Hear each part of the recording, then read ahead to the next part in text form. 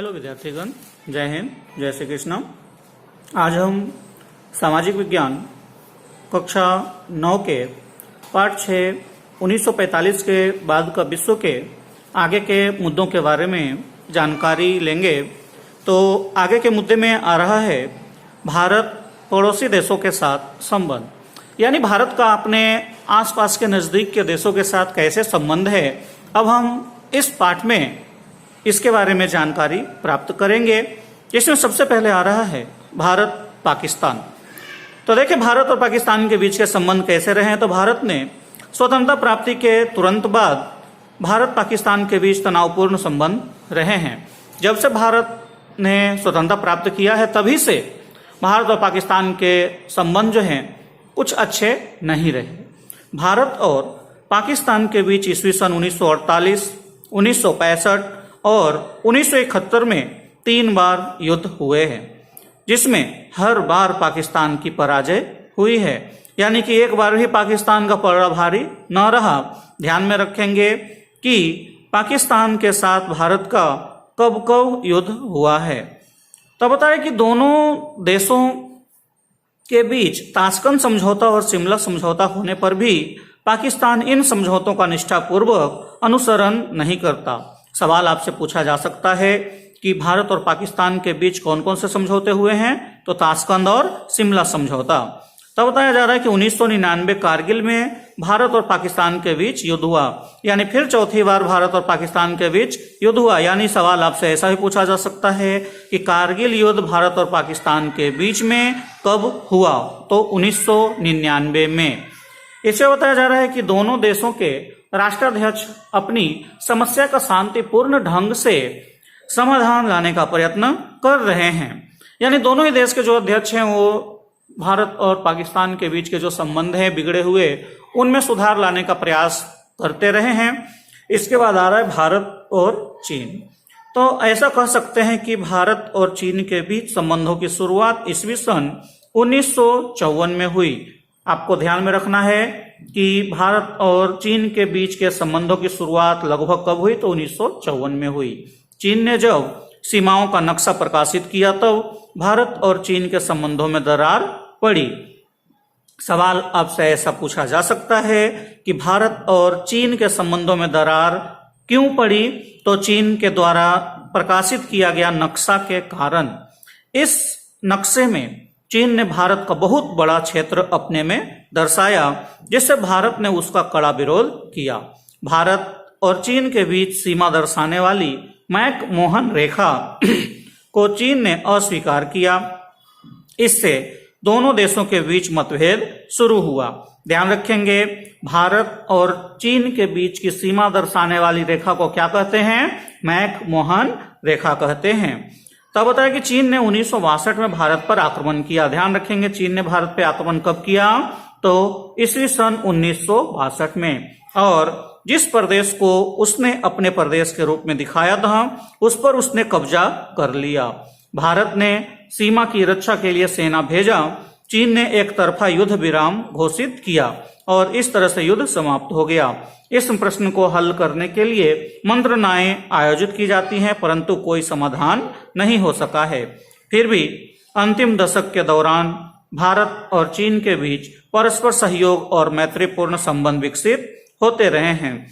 यानी अंतिम पिछले लगभग 10 वर्षों में जो है भारत और चीन के बीच के संबंध सुधरे, लेकिन हाल ही में आपको पता ही है कि इस कोरोना काल के बाद से जो है फिर से भारत और चीन के संबंध तनावपूर्ण होने लगे हैं।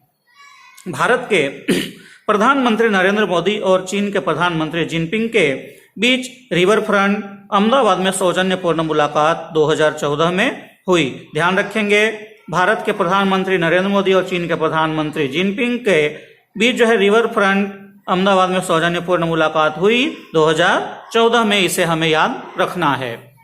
इसके बाद आगे हम देखते हैं भारत और बांग्लादेश के बीच का संबंध।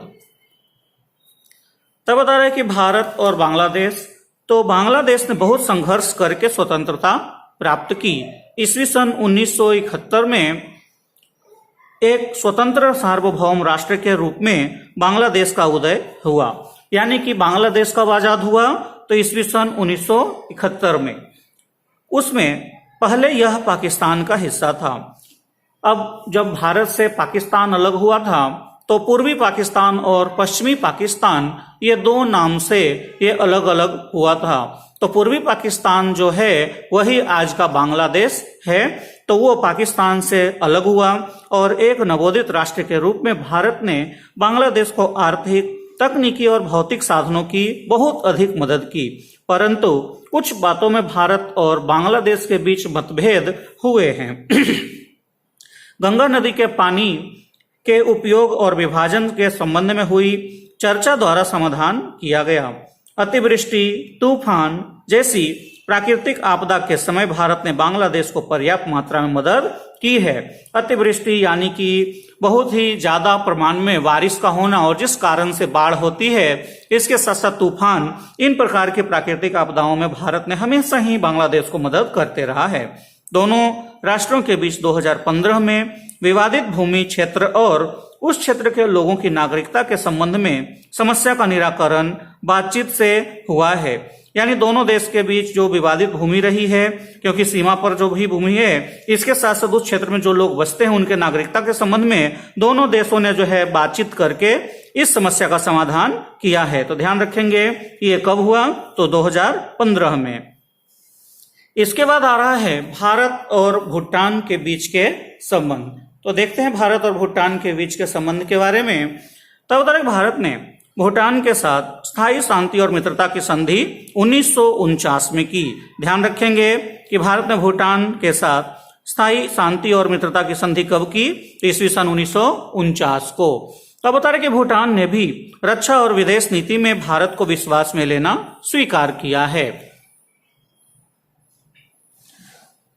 तब बता रहे कि भारत ने भूटान को दूर संचार और यातायात के विकास में मदद देना स्वीकार करके संबंध को मजबूत बनाया। प्रधानमंत्री नेहरू ने भूटान की मुलाकात ली थी 1958 में। ध्यान रखेंगे कि प्रधानमंत्री नेहरू जो है भूटान की मुलाकात कब की थी, तो 1958 में। इसके बाद भारत के राष्ट्रपति ने भूटान की मुलाकात 1970 में ली थी। इसके बाद आ रहा है भूटान को यूएन का सदस्य बनाने में भारत ने मदद की 1971 में। यानी कि भूटान यूएन का सदस्य कब बना, ईस्वी सन 1971 को। इसमें बताया जा रहा है भारत भूटान के साथ संबंधों में कभी भी कटुता नहीं आई है। दोनों देशों के बीच हमेशा से मैत्रीपूर्ण संबंध ही रहे हैं। भारत के प्रधानमंत्री नरेंद्र भाई मोदी ने भूटान की मुलाकात जून 2014 में लिए थे। तो ध्यान रखेंगे कि भारत के प्रधानमंत्री नरेंद्र भाई मोदी जो हैं वो भूटान की मुलाकात कब लिए थे, तो जून 2014 में। उस समय प्रधानमंत्री ने चर्चा के दौरान कहा था कि भारत प्रगति करेगा तो उसका प्रत्यक्ष प्रभाव पड़ोसी देशों पर पड़ेगा, और यह सही भी है। भारत जिस तरह से विकसित हो रहा है उसी तरह से उसके अपने पड़ोसी देशों को भी वो काफी सहायता करता है और उनका भी विकास पे ध्यान देता है। दोनों देशों के पारस्परिक सुरक्षा संबंधी सहयोग पर संतोष व्यक्त किया गया था। तो आज के लिए हम अपने लेसन को यहीं पे विराम देते हैं।